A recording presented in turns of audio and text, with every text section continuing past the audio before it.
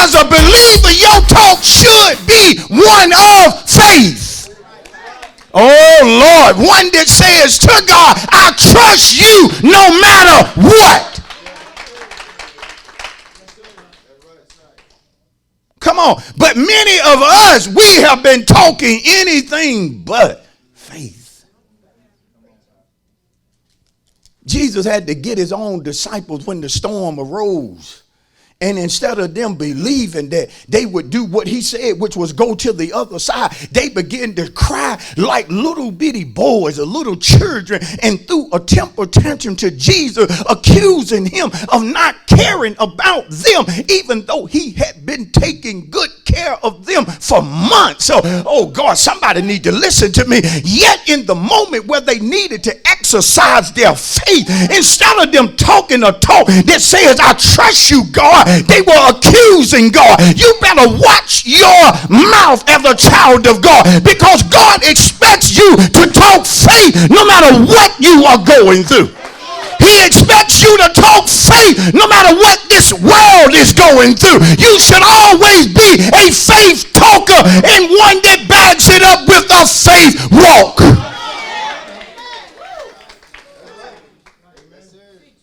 But when it comes to some of us, God is not pleased with how we have been talking. You talk more doubt than anything else. And so he has to chasten again, because I love you. I love you. Doing it because I love you.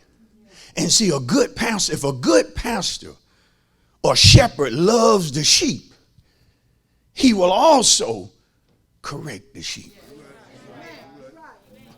I don't tell you what I say to you to hurt you. I say to you what I say because that's what God says needs to be said. Come on.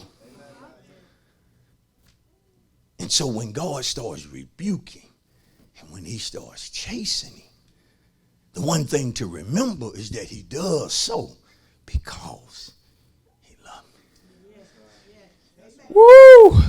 And so the next time God gets to rebuking you, instead of you getting mad like a little bitty girl,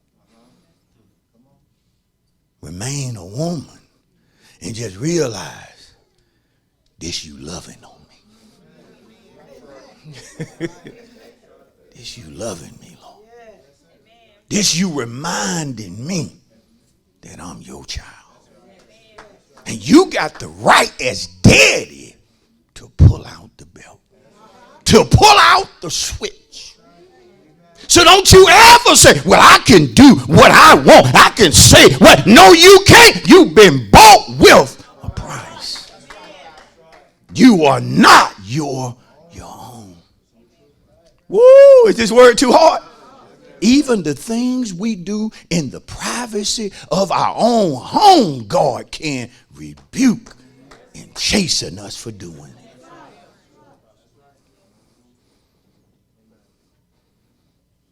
I've got to correct her for tipping and not tithing.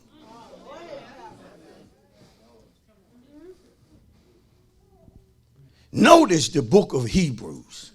Can y'all stand just a little bit more? The book of Hebrews, the 12th chapter. See, I'm going to know who you are when God starts rebuking. Come on. Now, there have been some of us, we done left here mad. I said, there have been some of us that left here mad over a word. Thank you. We had to remind ourselves. That's just God loving me. He loving me through pastor. But watch this. Not only have there been some that left here upset, but don't raise your hand. You have left here upset with me for saying things. And see, a lot of time rebuke and chastening gets under your skin. See how some of you getting sleepy now, so you don't like this type message.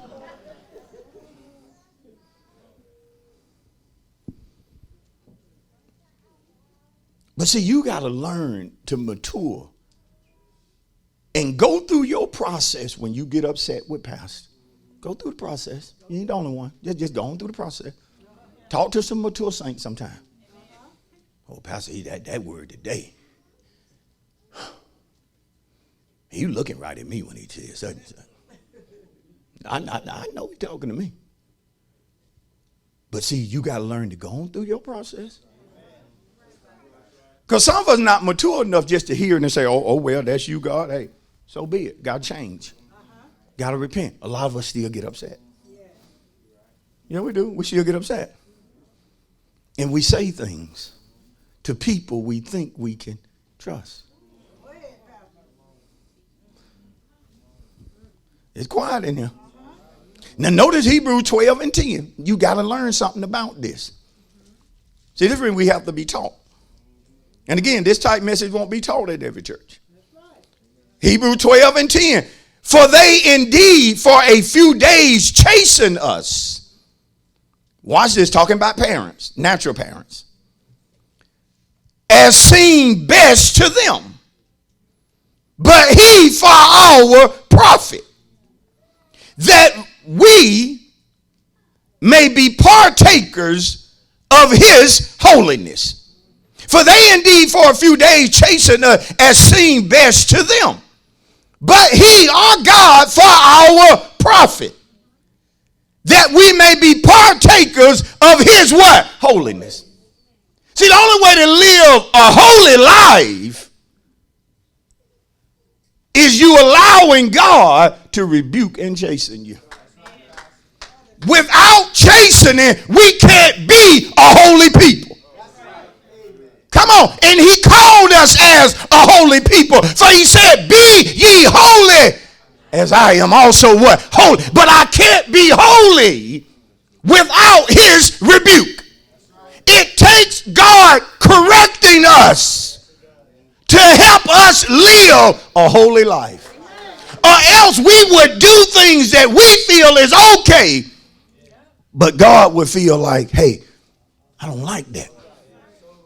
I don't like your attitude. I don't like your treatment of people. That's not what a holy people should be about. Blessing and cursing should not come out of the same mouth. Your mouth has to be just as holy as your hands. Are we still a holy people? God will correct the way you look at things. Keeping you what? Holy.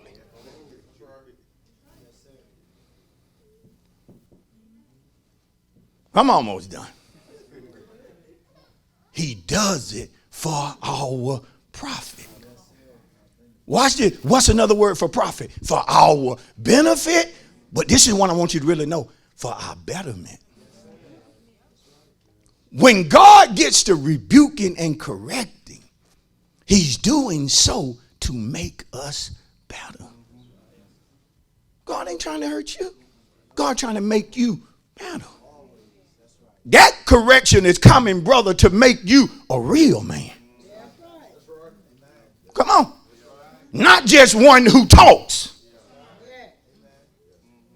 Come on. I wouldn't be the man I am today without God chastening me. Watch this a whole lot of times. Because sometimes we get to a place where we feel like, well, hopefully this good enough. I'm doing more than I ever thought I'd do. And it take God saying, no. That ain't what a man of God should be doing. But he does it for our what? Profit. Notice verse number 11. Now no chastening seems to be joyful for the present. But what? Painful. No chastening seems to be joyous for the what? But what? Painful. Upsetting. Discomforting. See, like this message. Do you see that? So without it, I can't get in that. I can't yield certain fruit. And see, the reason some of us are not bringing forth certain fruit is because we hate rebuke. We hate correction. Some of you are still in the same place you are now and not further along because of how much you disdain correction. And you shy away from people who tell you about you rather than drawing closer to them.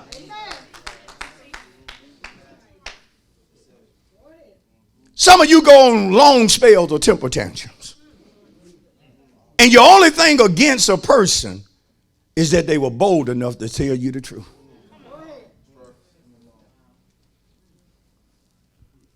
You need to man up. I'm sick of you telling me I ain't no man. Well, man up then. Don't get upset. Watch verse 7. We're going even deeper. I got one, come on. Can I get another? Come on. I got 5 or 6, come on. Can I get another? Come on.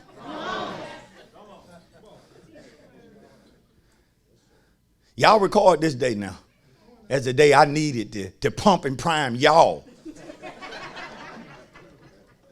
to talk back to me. Listen, without correction, let's be honest, without it, some of us never would have changed. We never would have quit doing certain things. We still be doing it today.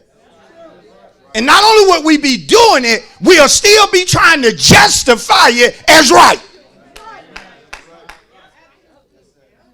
There are some people in here now got a wonderful attitude, but their attitude wasn't always wonderful. God had to work on them.